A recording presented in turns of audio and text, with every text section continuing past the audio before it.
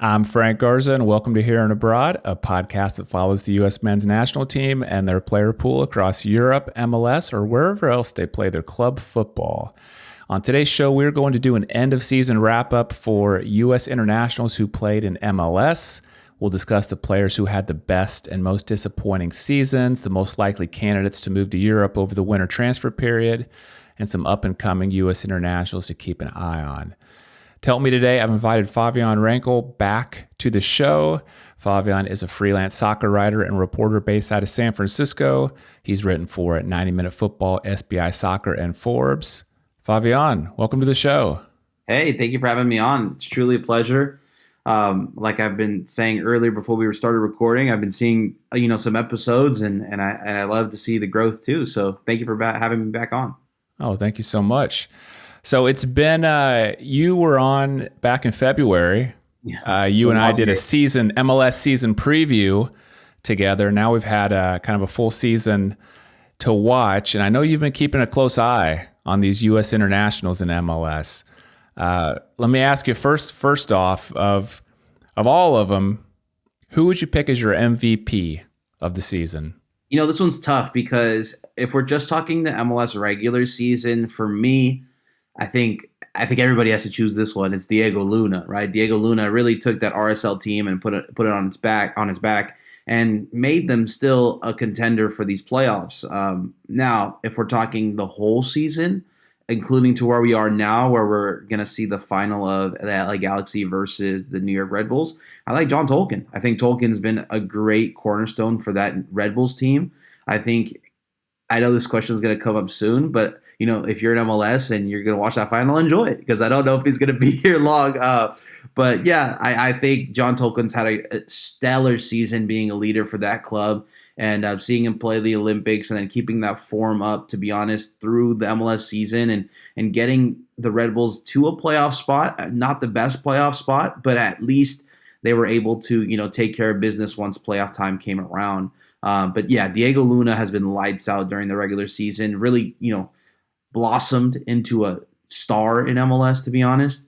It hurts a little bit because I covered the Quakes, at the beginning of my career, so I have a fond place in my heart for the Quakes, and having RSL kind of take that superstar away from the Quakes is something that hurts me dearly, especially because he's a local kid. He's from Sunnyvale, very close to San Francisco out here. But yeah, Diego Luna had a heck of a season, that Moon Boy.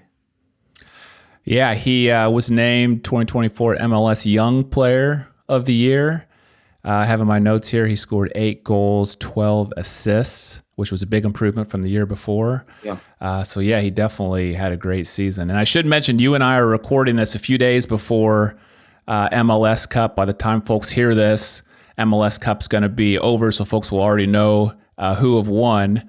But yeah, that's going to be exciting to watch. Let me ask you, I think your pick surprised me a little bit. I thought you might go, if I was going to predict ahead of time, I thought you might go with a Djordje Mihailovic. Yeah, maybe, that wasn't a bad pick personally. He was definitely in my top 3, I would say. Mihailovic for me got a little injured at the end of the season, so it was just a little tough. The Rapid, I guess RSL, didn't do too well in the playoffs either, but the Rapids, I guess they really needed Mihailovic because they just crumbled after he got an injury. But I had to give it to the younger guy. I would say Diego Luna is definitely something that surprised us all. Yeah. Mihailovic, he seemed to fade, at kind of towards the end of the season. I guess maybe it was due to the injuries. He got off to that really hot start. When I was pulling up his stats earlier today, I was a little surprised. Mm-hmm. He finished with 11 goals and 14 assists, which doesn't seem that different than a few months ago when I was checking out his stats. So, yeah, I can understand not picking him. For me, Diego Luna, when they lost their best player, Chicho Arango, he really stepped up. And then they lost Andres Gomez too, which was a really good winger for them mid-season. They needed someone to answer, and Diego Luna did. So Mihailovic for me was kind of a known commodity, I guess, coming into Colorado. Maybe adapting back to the MLS system. But no, definitely Diego Luna to me answered all the questions that were asked of him. Okay. Let's Let's do like a stock up and stock down. I mean, you've already given me Diego Luna. Obviously, he's a stock up. He's your MVP. Is there another U.S. international who stands out that you think their stock went up this past MLS season? Yeah, can we talk maybe fringe or I guess sure. Yeah, a guy that I would say kind of that stuck out to me was definitely Duncan McGuire. I would say he's a guy who should be in Europe already. He's stuck on a depth chart that's just with full of striking talent, to be honest. But every time he was on the pitch this season, it felt like he was making something happen.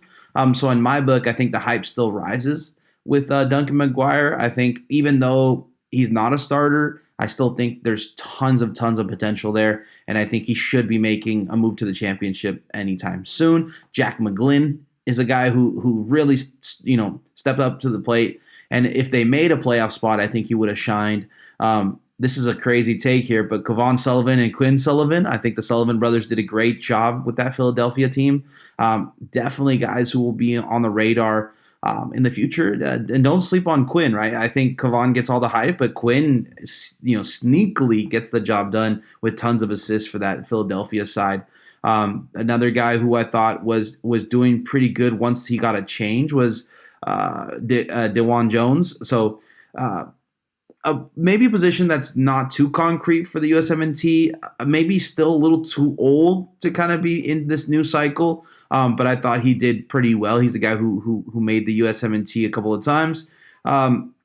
There's some guys who I would think maybe should get a call up to Camp Cupcake, to be honest. A guy who sticks out to me, maybe doesn't fit the system that well, but a guy who was at times outpacing DeJuan Jones and out assisting him was Max Arfson, was a guy who is a 23-year-old wingback who plays in Nancy's Columbus system and was starting over Jones. So 4 years younger, possibly, can be something for the USMNT team if they need that position. Has a couple of years under Nancy. Has been a guy who's outperformed every single year. So that's an eye to keep, or something to keep an eye on for Camp Cupcake or January camp. But yeah, those are some guys who I thought, the stock went up. Kermaski, I want to say stock up because of all the hype, that last year his stock was very, very high. So yeah, got injured, came back, did some valuable minutes. But yeah, I would say that's pretty much the guys who really stick out to me.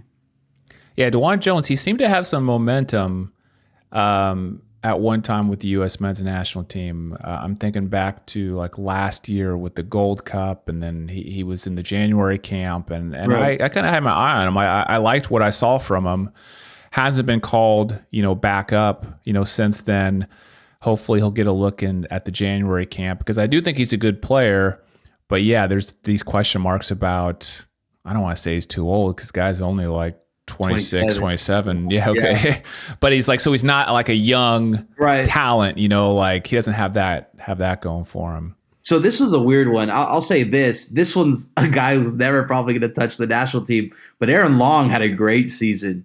And a lot of people were saying that, man, Chiellini just taught him every single day, and this guy completely changed his way of being a defender and got some shouts for Defender of the Year. So 32 years old. I mean, look at Reem, right? He's really old. So maybe who knows? Who knows if Aaron Long, gets a surprise transfer to the championship, and who knows? Maybe he becomes a part of the USMNT in the future. Yeah, he is a guy that pretty much anybody will tell you had an outstanding year. And yeah, I don't think USMNT fans really even give him a thought. But deservedly so. Yeah, right. But you know what? Pochettino says every MLS player is going to have just as much of a chance as the guys in Europe, and he's going to get a chance to meet a lot of these guys face to face in January, see them in person, and so who knows, who impresses them. Right. The person that stands out to me as a stock up from a U.S. men's national team perspective is Zach Steffen. Now there's some debate on how good of a season he actually had. In MLS, his stats don't look that great. When you look at goals allowed. I was looking on FOTMob earlier today, and they have that goals prevented statistic, and he's like dead last in MLS. But I interviewed a guy that covers the Rapids, and he was saying, well, it's just kind of how the Rapids play. They give up a lot of goals. They seem to really have loved Zach Steffen and thought he did a great job. He had that run in the Leagues Cup where he stopped a lot of penalties. But I give him the stock up because he got back into the U.S. men's national team. He got called in to these recent camps, and he was, he hadn't been called in a long time. Now he seems to be, I don't know if he's the number 2, number 3 goalkeeper. We don't really know because Pochettino's only played, Matt Turner so far. But at least Zach Steffen got himself back in the conversation, and I think that was huge for him.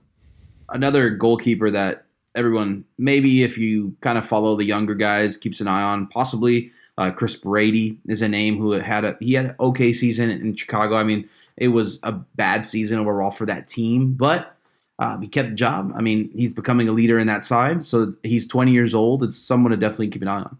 Yeah, definitely. Well, let's go the opposite end of the spectrum.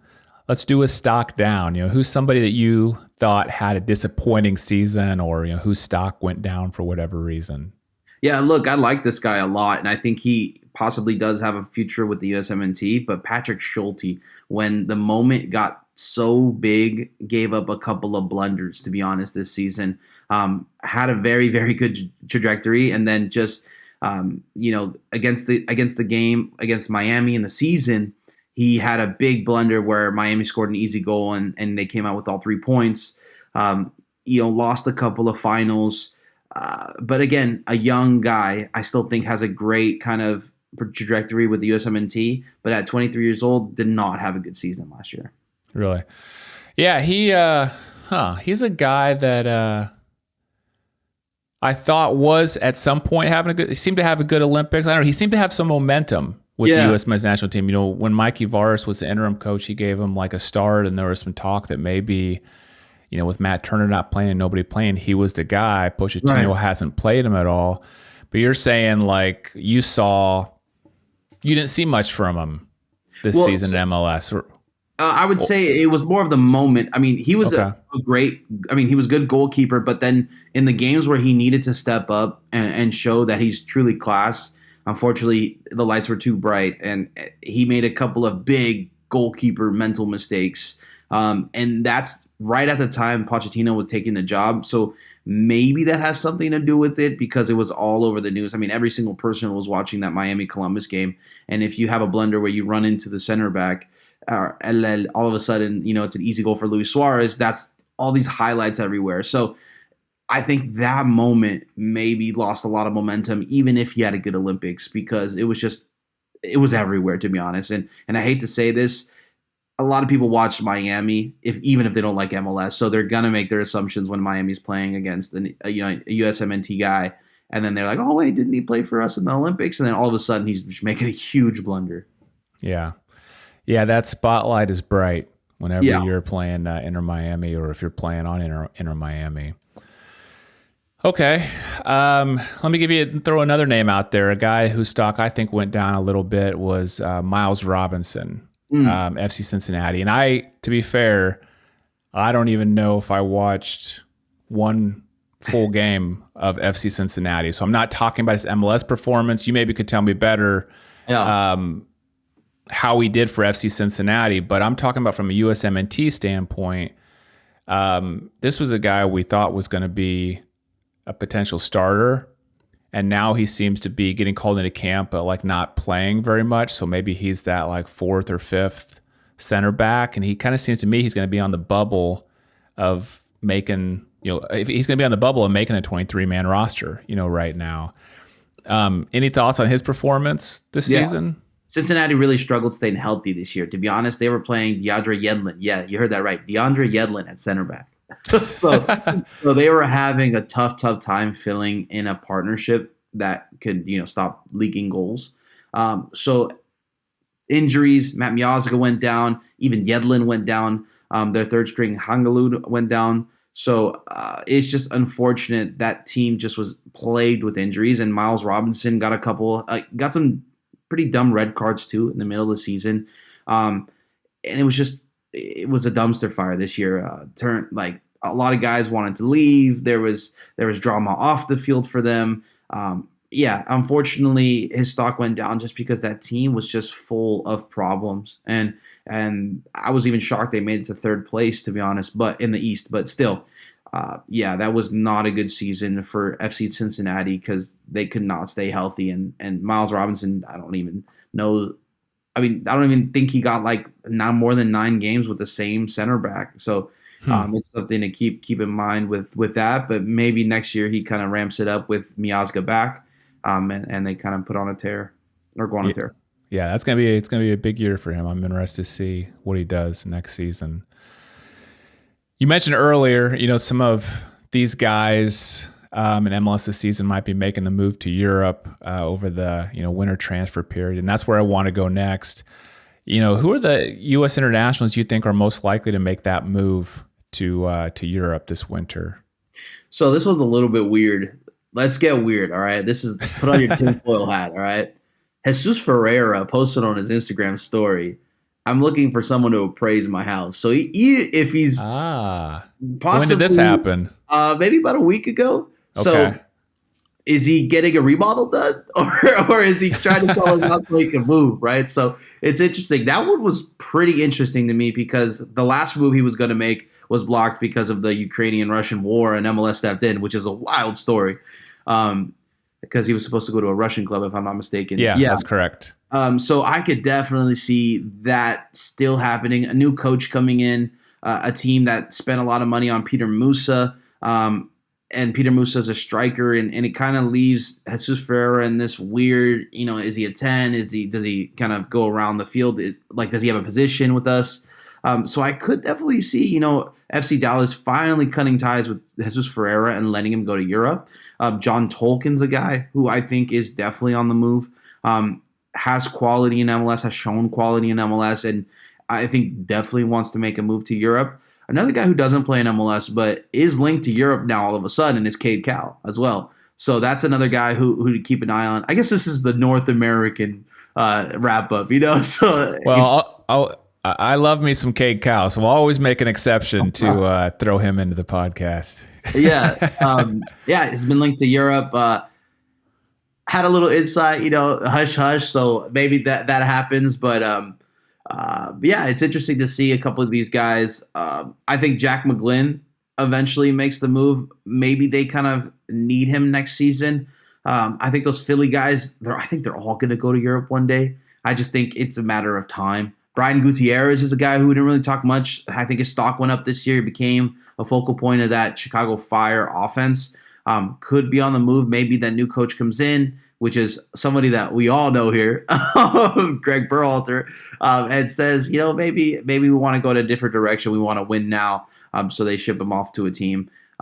But I think, the guys of the old guard, like Jordan Morris and Christian Roldan, are not going anywhere. I think they're very happy in Seattle, and I think they're going to stay in Seattle.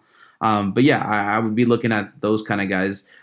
Duncan McGuire is one that I think he's still going to try to make that move just because that depth chart is so packed. They have Luis Muriel. If you guys know of him, I mean, he's a legend, played in Italy a lot of years, and Colombian striker. And then they have another guy who's Enrique. And Enrique's just been scoring goals when he has every opportunity. So they're most likely riding the hot hand. And then you have the odd man out with Duncan McGuire. So it's like, man, when is this guy going to get minutes? So I know that the Quakes are kind of licking their chomps, thinking, man, we get Duncan McGuire, let's go get him, So, but I think this is a player that has his eyes set on Europe. So I think it's Orlando or Europe for him.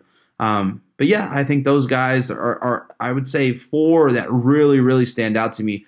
Diego Luna, I think eventually will, but I think this is a young player, 21 years old, still needs to make another step in MLS before he makes that move.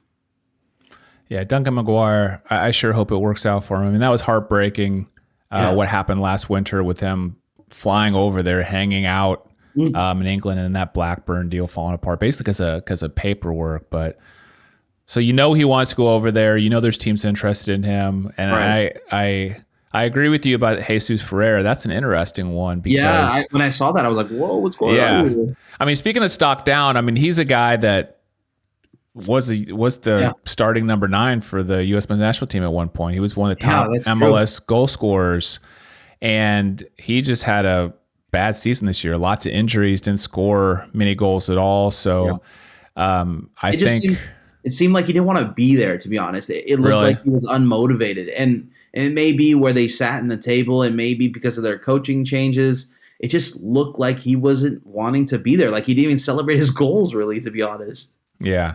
I mean, he's fallen so far down the depth chart for the USMNT striker position that if he wants any shot of getting back in the conversation, I think he's going to have to go to Europe, not just go, but he's going to have to go and like do well. So be real interesting to see, because I know he wanted to. You know, he was willing to go to Russia. You know, last winter before MLS blocked that deal. Like you said, it's kind of crazy to think that he's still 23 years old. So wow. Yeah, he is the same age as Duncan McGuire. So it's truly, truly interesting to see what happens with Jesus Ferreira. And I bet you anything to see Ricardo Pepi doing so well, a guy who he played with, a guy who maybe wasn't as good as Jesus Ferreira when they were both at FC Dallas, see him excel like that has to motivate you. Yeah. Well, let's talk about this January camp coming up. You kind of mentioned Camp Cupcake. January camp's coming up. I know the U.S. men's national team will be playing at least Venezuela and one other match that hasn't been announced yet. It's traditionally a camp with mostly, if not all, MLS players. Are there any young MLS players, or it doesn't have to be, young players, but just some MLS players you'd be really excited to see at that January camp this year? Yeah, look, I actually I gave a little too much before, but a guy who I was thinking was Max Arvston, a guy who maybe isn't on everybody's radar, but under Nancy has excelled every single year to do more and will have a bigger role in that Columbus Crew offense going forward. Has a great relationship with a lot of those guys, and personally, the way he just works with Christian Ramirez and Cucho Hernandez is something that. Oh, this would be nice to see, on the national stage too. There's just a lot of chemistry there, and I feel like he could take that anywhere. A guy like Benjamin Kramaski is a guy who I want to see on the national team stage. I mean, I remember he was so hyped when he was younger. He was someone that was on Argentina's radar, and everybody was like, "Well, he has an American possibility," So I do want to see him live up to the hype.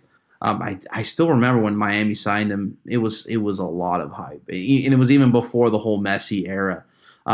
Another guy who I think we're gonna see at the January camp, and I'm excited to kind of see him. Maybe it's a little too early, but Owen Wolff is someone that is 19 years old, making a difference for Austin when it's necessary, and had a little stretch at the end of the year where he was having an assist or a goal. And I think a lot of people here saw his crazy run where he impressed and scored at the last second of the game. But for Austin, but yeah, Owen Wolff's a good name.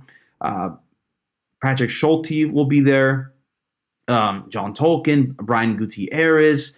These are all the names that we've already talked about. Diego Luna better be there. If he's not there, we riot. But yeah, those Mihailovic, those are guys that I'm interested. Now, another one that is a little bit of a stock down that got some USMNT kind of call-ups was Timothy Tillman. Does he go back into the squad? I don't know. I think he's not going to be in LA next year. So this could be a possibility to kind of see where he goes and if he excels, right? Timothy Tillman's 25 years old, so maybe some depth, right? Yeah. Then we have to see where if Lucho Acosta leaves the United States, because then he won't be eligible for the USMNT anymore. And then Hedy Mukhtar, let's see if he finally gets along with the citizens process, because that could be a nice little depth piece.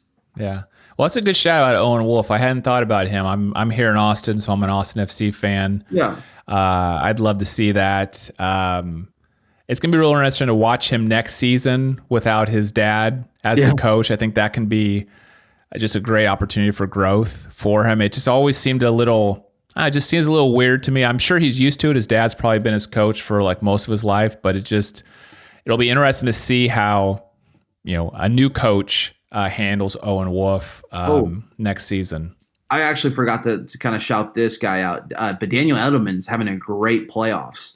21-year-old center defensive mid, a guy who's been in the New York Red Bull Academy forever, has had a great playoff run. And let's see if he can, pull off this MLS Cup. And if he does, who knows? Maybe they take that momentum all the way into the January camp. Yeah, he'll be a fun one to watch. The guy I'm most excited to watch in January camp is your U.S. International MVP, Diego Luna, because I want to see him dominate. You know what I mean? Like last year, he was in January camp. Great. It was cool. But like this year, I expect him to be going to January camp, be a starter, and be one of the dominating, players, on that team. I'd love to see. I want Pochettino to get a look at him because I love Diego Luna. He's an exciting player, and I want him to kind of get some time with Mauricio Pochettino in person and have a chance to impress and just go out and like do his business on the field. So I'm really excited to see if he can do that. Yeah, a guy who a lot of USMNT fans maybe know because if they watch the youth kind of national team games is Nico Sakiris. I'm interested to see if he gets called up to the January camp, maybe has a bigger role under Bruce Arena, and who knows, a former USMNT coach for many, many years, maybe he throws Pochettino something, tells him, hey, this guy's talented, you should have him on the team. So we'll see. Yeah, that'll be interesting to watch. Well, Fabian, I will make sure and put links in the show notes to your X account, which is at Fabian Rankel. And thanks again so much for joining the show today. Yeah, thank you so much for having me on. It's always a blast. Let's do it again next year, season preview. I'll see you in February, man. Thanks to everyone for listening to Here and Abroad. If you enjoyed the episode, please do me a huge favor and hit that subscribe button if you're watching on YouTube, or that follow button if you're listening on Apple Podcasts, Spotify, or somewhere else. Thank you so much. I'm Frank Garza. You can follow me on X at FrankGarza007, and I'll be back next week with a new episode.